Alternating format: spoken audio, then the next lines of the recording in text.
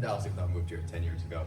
Kind of my backstory, my parents immigrated from Pakistan. My dad came over here when he was 13. Really think he's a quintessential American dream.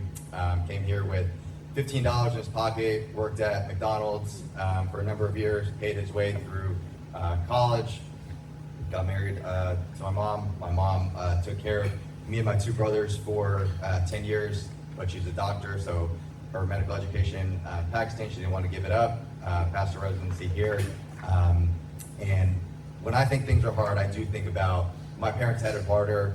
I have a lot of privileges. You know, I am an American citizen. I was born here. I also understand that I don't look discernibly Muslim, or I don't even look discernibly South Asian. So how can I use that to my advantage sometimes? I think goes to assimilation.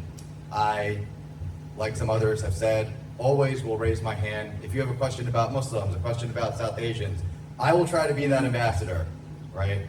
Now, how does that go into or connect with raising a family? So I have three young sons, 7, 5, and 3.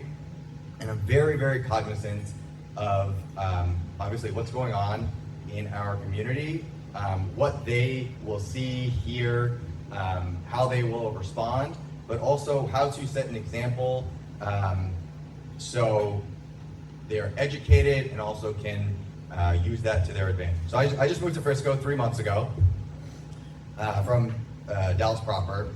And I was like, oh, let's check out what's going on in Frisco local politics. Oh, man. I want you to know when they moved to Denton County, I was so excited. I was like, yeah, I moved to Denton County, it's great. You know, we totally have all these great reasons to move to Frisco and see this mayor's race. And I'm like, wow, this got important fast.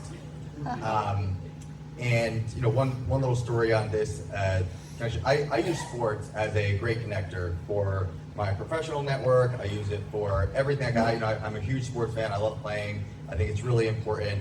But I also think it's been really important for our kids. My wife is a big proponent of it.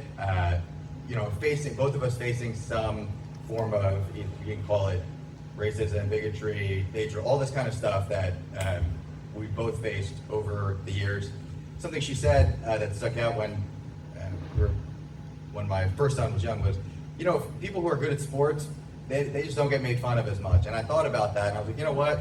That was true for me growing up, and that was one reason where I've stood up for people who I saw get made fun of. I've connected with teammates who are of very different backgrounds than me, and that was a really great connector. So I want to use that. That's one thing I really want to do. Now I have an example of this where we had a neighbor. I know kids are not allowed to go into the neighborhood these days for whatever reason, but I'm kind of old school 90s, like, let's go out there and play. You guys go out there for the day and, like, you know, we'll generally know where you are.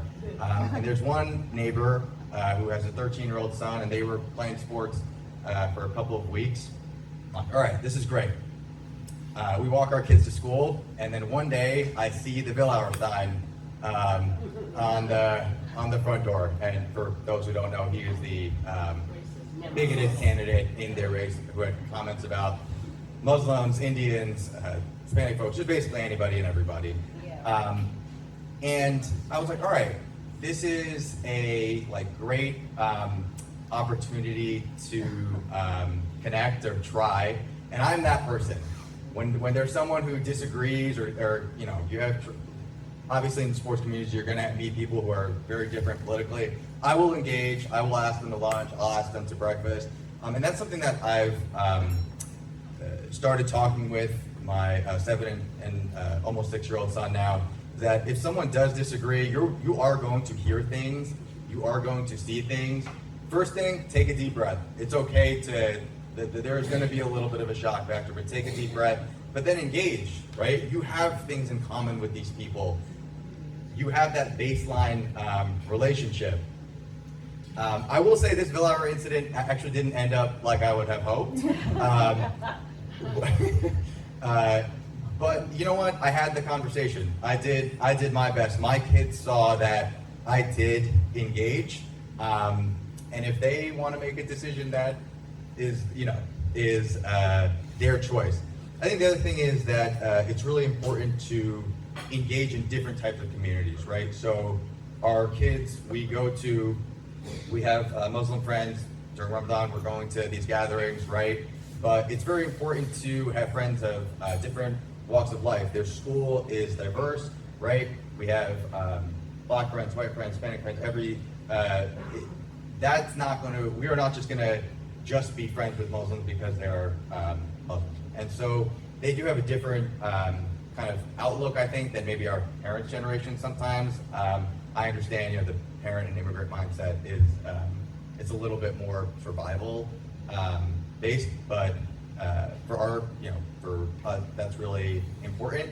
And then engaging as much in the professional community as possible. I'm a lawyer, my wife's a doctor, and not running from these questions, right? Whether it's from kids or people in the community, because we often, then I tell my kids this might be the only time this person asking you this question will ever interact with a Muslim or a brown person or a South Asian person.